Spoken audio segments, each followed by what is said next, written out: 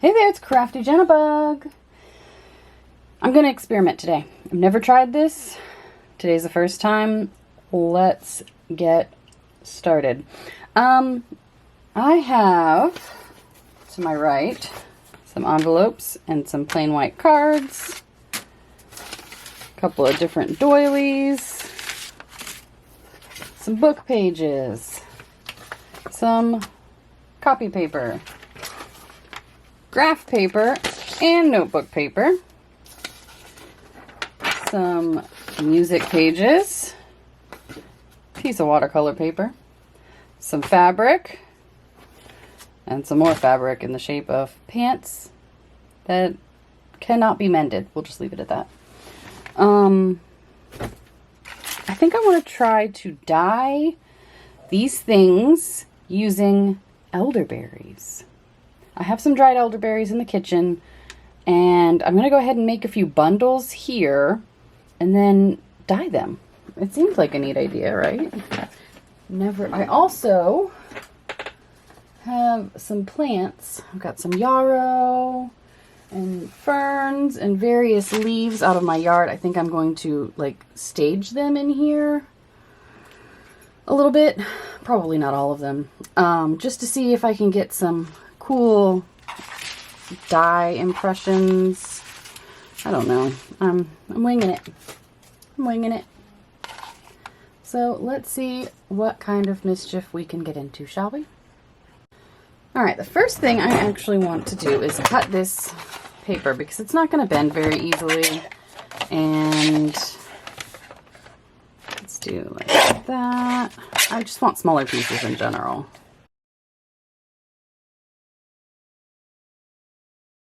The rest I can fold no problem. And I think, let's see, let's just shift all this stuff around. Oh man, the yarrow smells really good.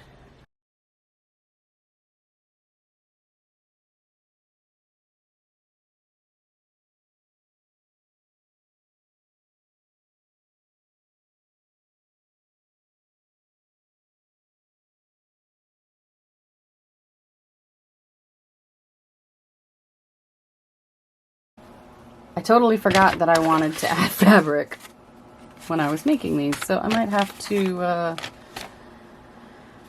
open that up a little bit.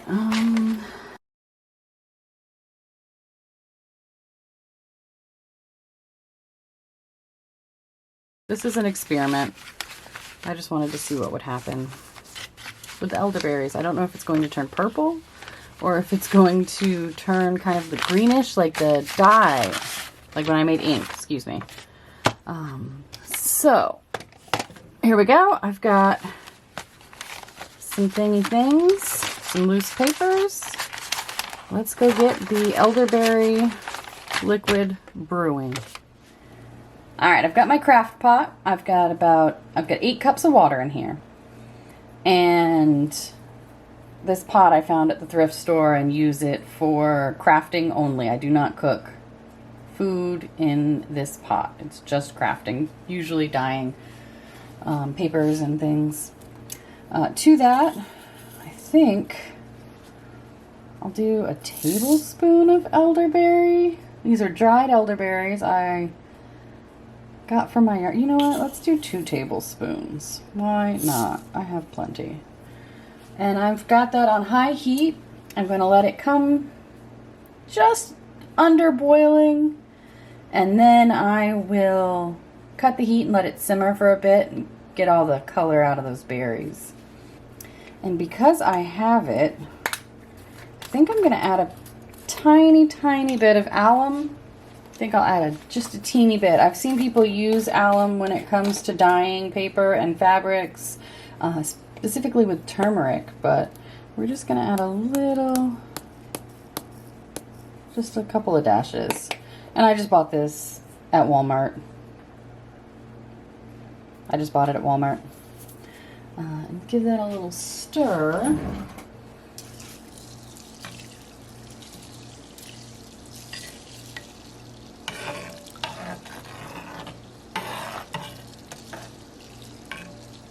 Water's already turning a little purple. So we're going to let that do its thing, bringing it up to just under boiling, and then setting it to simmer. I'm not sure yet for how long. I'm going to base it on the color of the water.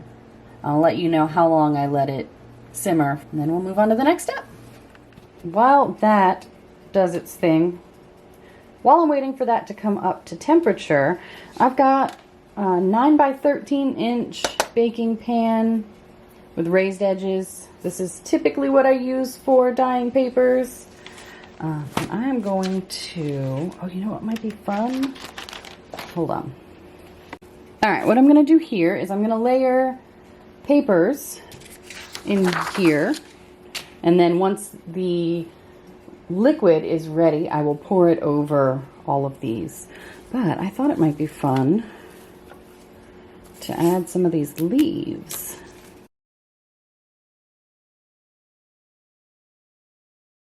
So that is just waiting for the liquid to be ready. All right, I'm ready. Here we have the final result. It's kind of hard to see. The lighting in here is not the best. It did reduce a bit. It was up here, and now it's about 3/4 of an inch to an inch lower. And I had it simmering for 30 minutes, and then I took it off the heat and realized that I needed to add more elderberries. So I added another 2 tablespoons of elderberry, turned it back on for 10 minutes just to bring it up to a light simmer, and then it's been turned it off, left it on the heat. It's been sitting for about an hour, and I stuck a little piece of paper in there to see. It's subtle what it does, but I think it'll still do something for this. Now, I did strain some of the berries off of the top, but I do want to keep some berries on the papers to see if maybe it does anything.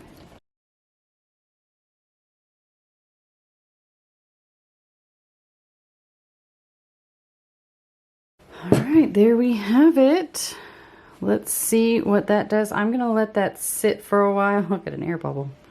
Not quite sure yet exactly how long. I'm just going to keep poking and prodding it until I decide it's changed enough for me to merit pulling it out.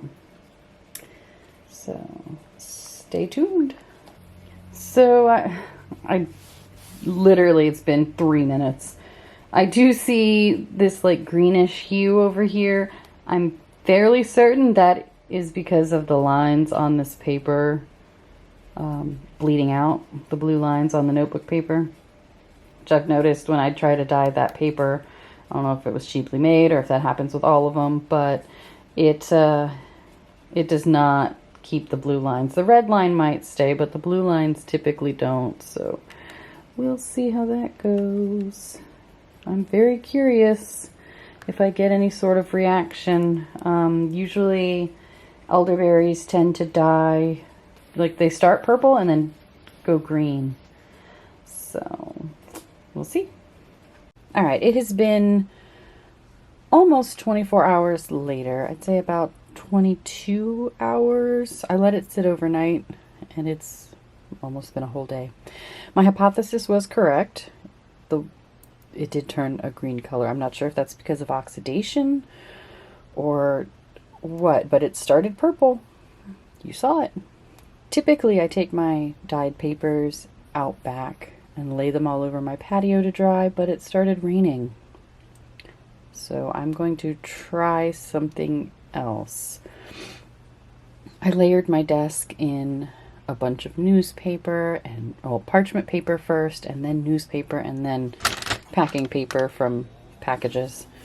And I'm just going to very gently lay them out and use my heat tool to dry them, probably a few at a time. So that's what I'm going to do. It's still purple here. That is so crazy.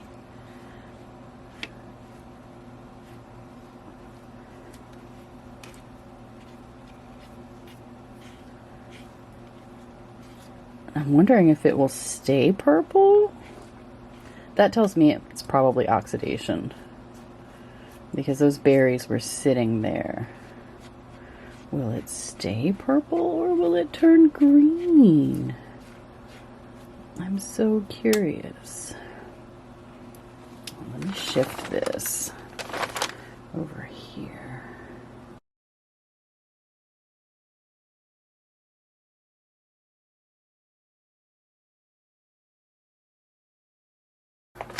All right, that is mostly dry enough that I feel comfortable hanging it. That is really cool. That is the notebook paper that was on top. I'm going to hang this up and let it dry, and then I'm going to do that same process with everything that's in here. I'm not going to film it. It would take a long time. But once everything is dry, I'll be back to show you what they look like. All right, this was a fun experiment. Everything is dry. The paper did get a little dyed, which is awesome. But at the same time, I did not need as many layers as I used. It took a while because of the way I dried everything. Thanks, rain. We needed it though, so I'm not going to complain. The results, let's see. This is that piece of fabric I cut. It didn't do anything really.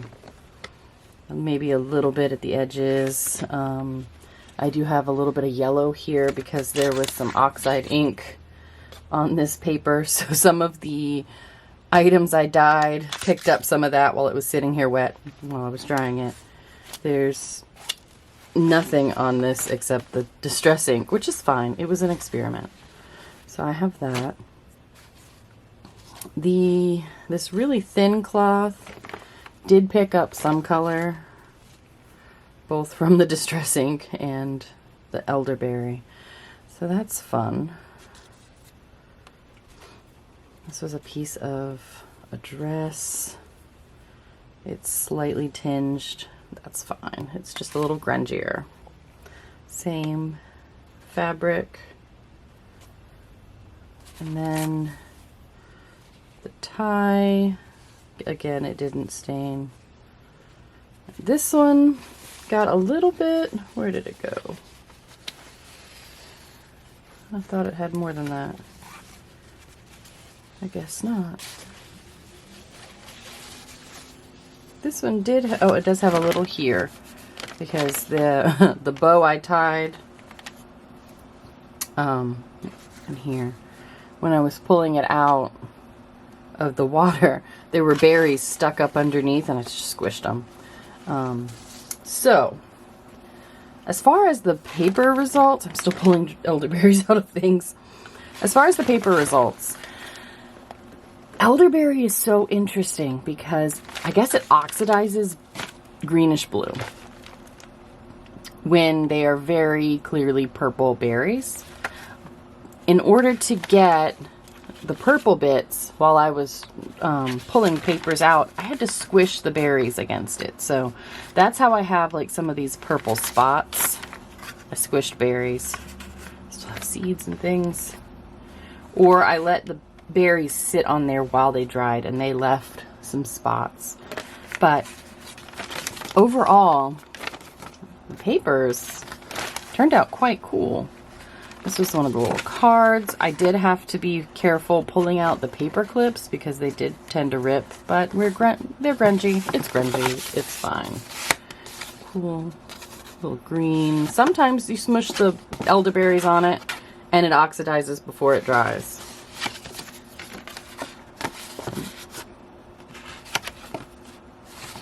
Other little card. The envelopes. So when drying the envelopes, they went like this, right? The adhesive for these flaps, the water just completely took away the adhesion. Same here on the flaps, which is totally fine. I don't mind at all. But I just love the different layers this acquired. That one's pretty fun. So those would have to be glued back again if desired. I do have some rips here, but all in all, that's fun. This flat ripped,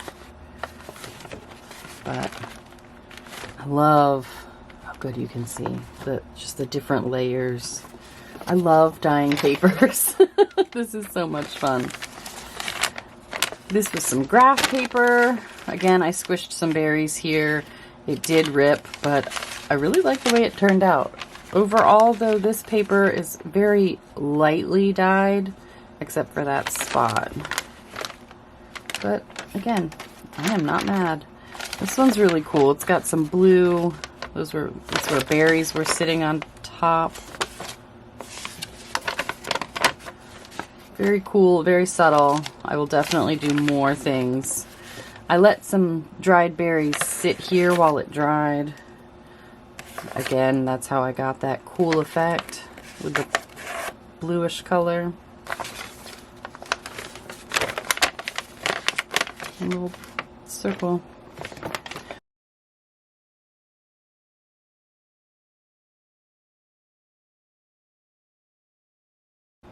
That looks so cool.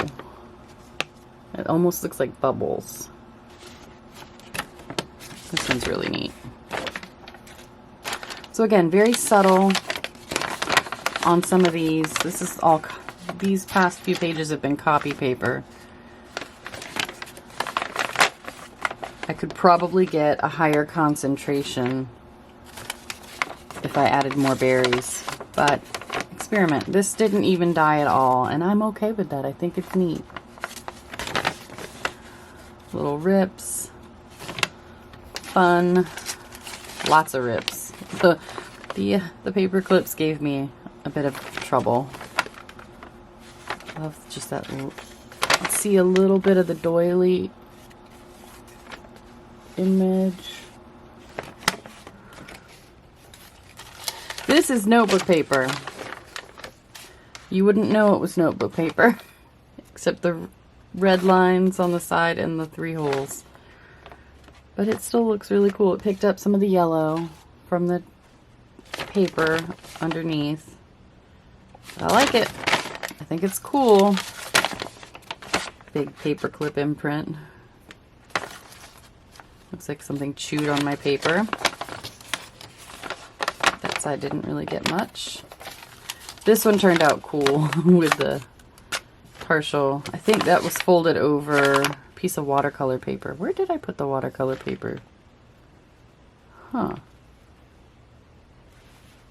Oh, I see it. I'll have to grab that. I knew I didn't have everything here.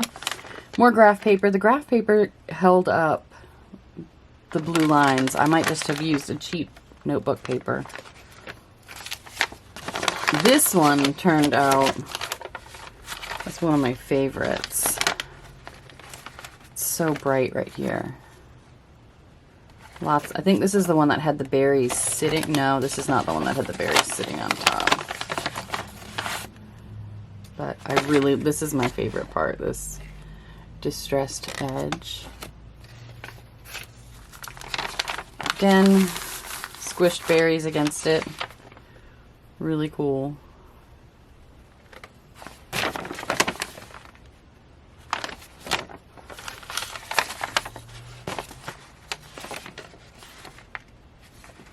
Very subtle. I love this, like, this one was my favorite. This was sticking out of the water. And again, notebook paper. But yeah, that's just really cool the way it all like sucked up to that spot, all that color. This had lots of berries sitting on top, so I think it might be fun in the future dyeing paper with elderberries. This was the front, right? Maybe. In the future, dyeing with elderberries, laying some on, you know, like in the layers. I really love this. The doilies really did not take on any color. Maybe a little bit around the edges. But these are just some paper doilies. There's that one. That's like the only bit of color here and here. It was probably sticking out. of the papers. Now I gotta grab those watercolor papers. And last but not least, the watercolor pieces. These turned out really cool. Really, really cool.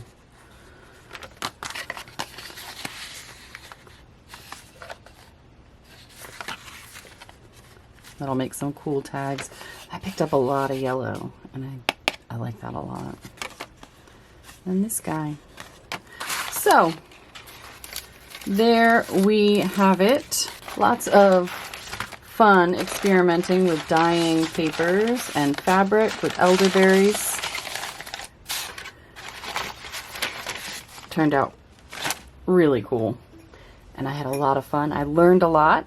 And I will definitely be using elderberries in the future. Let me know what you think.